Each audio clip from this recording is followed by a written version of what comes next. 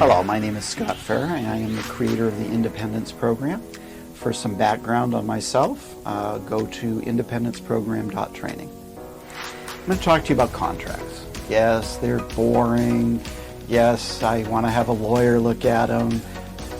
You know what? Contracts make or break many, many businesses. If you don't have the right contract in place, you can lose it all. Contracts are beyond important. And yes, they may seem boring, but if you don't have it, you can get hurt. So I want to tell you a little bit about how to design a contract in your favor. And this is important. So I'm going to use an example of a partnership. We have 3 gentlemen that are going to go into partnership, and they're going to open a restaurant. And so they decide to go to the lawyer, and they say, we want an LLC. And the lawyer says, okay. And the lawyer gathers some basic information, and then he goes to boilerplate, meaning it's an LLC that he's created for previous clients. He makes a few changes, he hands them the LLC, everybody's happy. Except for you just messed up.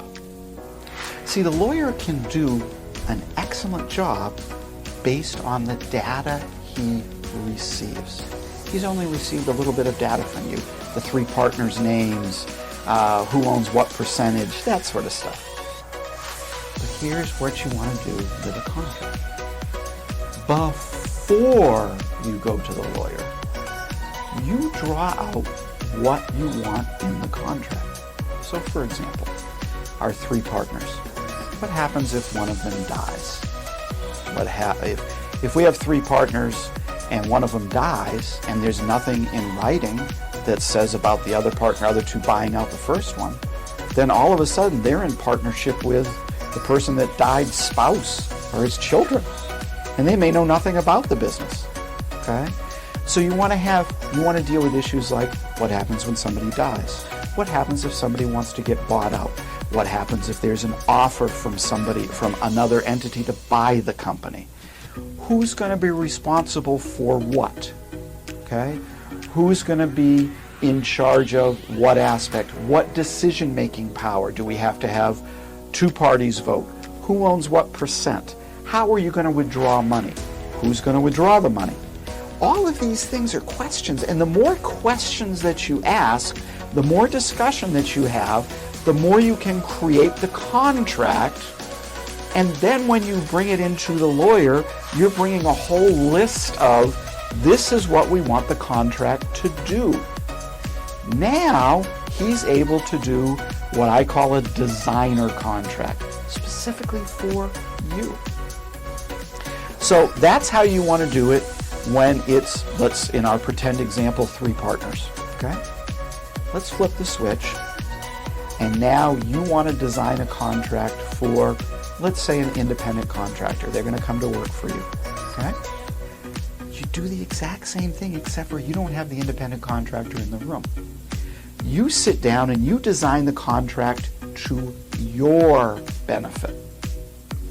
For example, you may want to pay the contractor, independent contractor, 2 weeks after you've received the money from whatever work he did.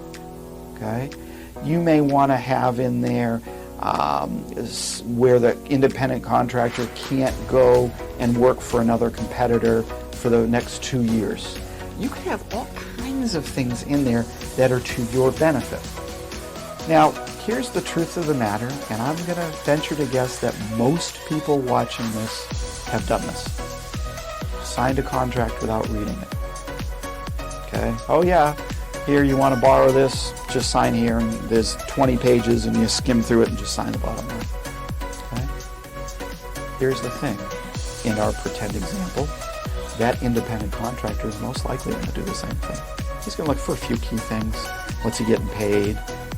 What's his percentages? That sort of stuff. And then he'll sign the document. And you have a contract that is in your favor. Recently, I had a client, and he was doing a real estate transaction. And he sent what's called a letter of intent to the seller. And in the letter of intent, he had written, "The seller draws up the purchase and sale agreement." Well, I saw that letter of intent before it went to the seller, and I said, "Bobby," it's the guy's name, "you can't do this." He says, "Why?" I said, "They're going to design the contract. You never, ever, ever want that to happen. You design the contract. Yeah, it's a purchase and sale, and there's got to be certain terms in there, but all the little nuances you design." Bobby couldn't thank me enough. So it's very, very important, and yes, I know it's boring, but it's very important that you design your own contracts. The basics. I'm not saying write them. I'm not saying you're a lawyer, but you tell the lawyer what to do. Here's another thing. Always read every word of a contract before you sign it. Okay? Otherwise, you might get caught out signing a contract that is beneficial to the other person as opposed to you. Learn more about the importance of contracts at the independenceprogram.training. Thank you.